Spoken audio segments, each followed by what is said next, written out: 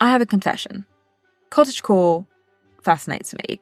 It just scratches that part of my brain just from time to time where I suddenly want to just drop everything in the big city and escape to the countryside and become a kind of lesbian hobbit of some sort.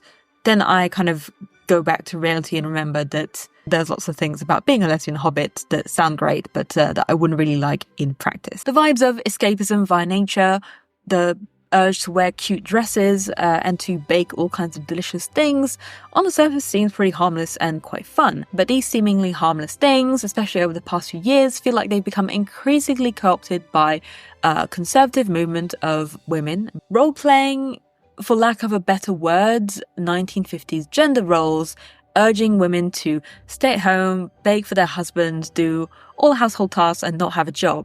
Yep, I'm talking about tradwives. Jazz hands. You know what? No, actually, tradwives don't deserve jazz hands. And many people have already had great sociological, historical, and philosophical takes on not only the tradwives movement, but also cottagecore as a whole, and its problematics and its different kind of social and political implications. So what do I bring to the table? Swords. That was literally what was on my table. That is what I'm bringing to the table. I know what I'm about, okay? Too long has a cutesy, dare I even say, demure, cottagecore imagery being devoid of any type of weaponry that could be easily wielded by a self-sufficient woman in her quest for gender equality, as well as, her quest for, I don't know, maybe like finding lost treasure or slaying a dragon, while also baking bread if she wants to. Feminists can also bake. Groundbreaking stuff. In short, if cottagecore is an unattainable fantasy, let's make it a little bit more heroic fantasy. And on the way, break it apart, analyse its more problematic and contentious bits, and reclaim it from a movement which really doesn't have women's best interests at heart. But first, some cottagecore context. Cottagecore is an aesthetic that celebrates an idealised rural life, so think nature, rural clothing, baking, pastels. But Debbie, pastels? It also very much centres around the fantasy of a simple but very visually charming farming life. And it all started not back in 2020, but way further back than that, with a certain queen whose abode I have lived, driving distance from my entire childhood and teenage years. And that is Marie-Antoinette. French jump scare for the new subscribers who didn't know I was French. In Versailles, Marie-Antoinette essentially created a 18th century pastoral bubble for herself, with simple cotton outfits contrasting with the extravagant finery of the court at the time, and charming details in her little utopia, such as a petting zoo. So from the start, she establishes this aesthetic as a rural one, and even more specifically, a farm one, because while general outdoorsiness can be associated to some extent with cottagecore, it's not, it's not big treks in nature. It's not hiking core. That's just lesbian aesthetics. No, an idealized domesticity is where the cottage of cottagecore comes in. But from the start, this is a highly idealized concept of what it means to be in nature and in this kind of farming cottage context, and an idea rooted within an 18th century aesthetic made by the most privileged for the most privileged.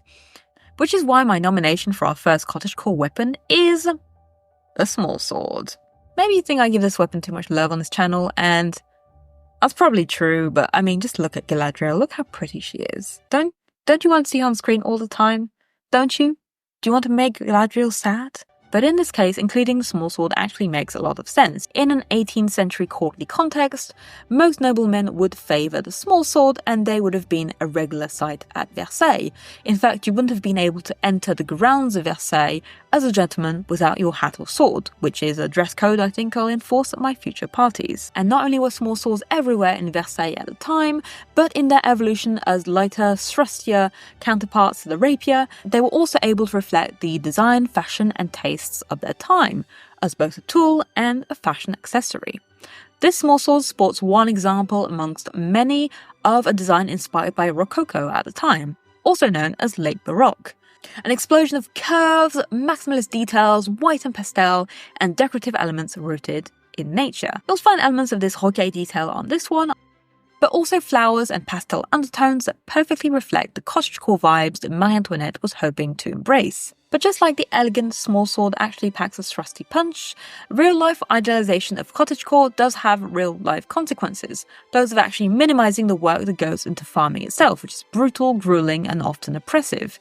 And a peasant with an agricultural tool has more than a non-speaking role in a queen's escapist fantasy. They have the means to revolt against the status quo. So let's talk about agricultural tools that can, in a pinch, become symbols of revolution. Now, we have talked about scythes and sickles a little bit already on this channel, and they continue to be excellent weapon choices when it comes to arming up a metaphorical cottagecore farmer who wants to rise up against the idealized, privileged aristocracy, even though a sickle is somewhat slightly on the nose in terms of choice. So enter a fresh new contender that we haven't really explored before on this channel, the flail.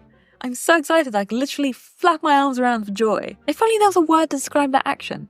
The flail is originally an agricultural tool made for threshting, that is to say, separating the grains from their husks. It consists of 2 large sticks attached by a chain. You hold one and you swing the other. And when they strike a pile of grain, they loosen up the husks. And you would have different designs of flail depending on whether you're flailing out rice or spelt. Would it work on corn husk? I don't know. And now is not the time to find out because most flails have now been replaced by a little invention called the combine harvester. But when it comes to flailing the flail at people, we can be a little bit less discerning. A flail was first documented as being used during the Fifth Crusade in 1218 by someone called Hayo of Bolvega, which sounds like something straight out of a D&D campaign. But they were also used during the 15th century Hussite wars in Bohemia, and the flail adapted from an agricultural context to a military kind of battle context could take many forms weight-wise, like a ball or several balls, with or without spikes. And yes, let's take the time to acknowledge the monstrous, gargantuan, historically inaccurate flail wielded by the Witch King of Angmar in The Return of the King. It's a goofy, oversized mess, but you know what? I love it. You need a big wrist. Well, it went from impractical to ridiculous. I mean, this thing was huge. It ended up being so large that you actually couldn't pick it up.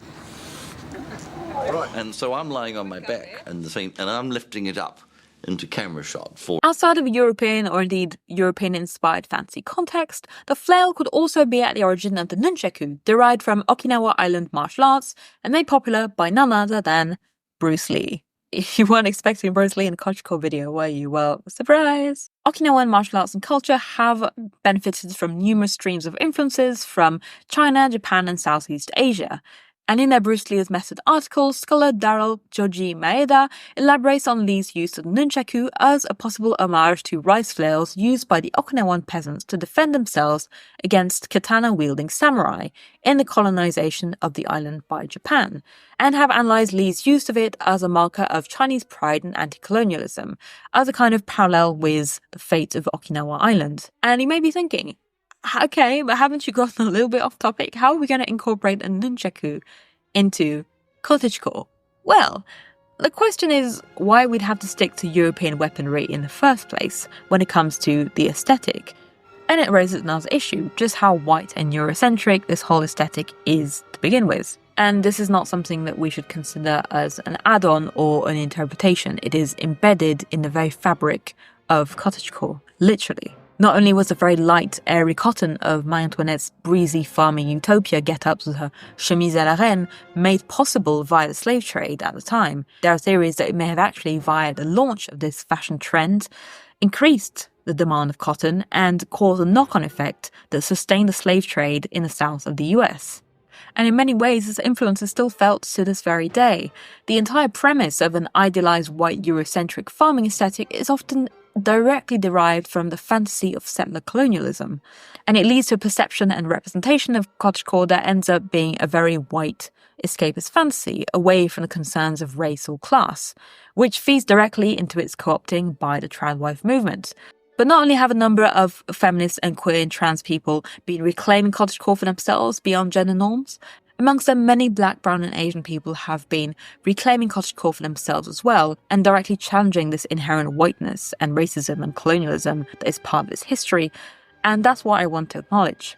How can we introduce different cultures in the portrayal of cottagecore and diversify the way it is portrayed without losing track of its original roots and how it should be critiqued? So with that in mind, here's my proposal for a third cottagecore weapon, this Ottoman Empire khanjar.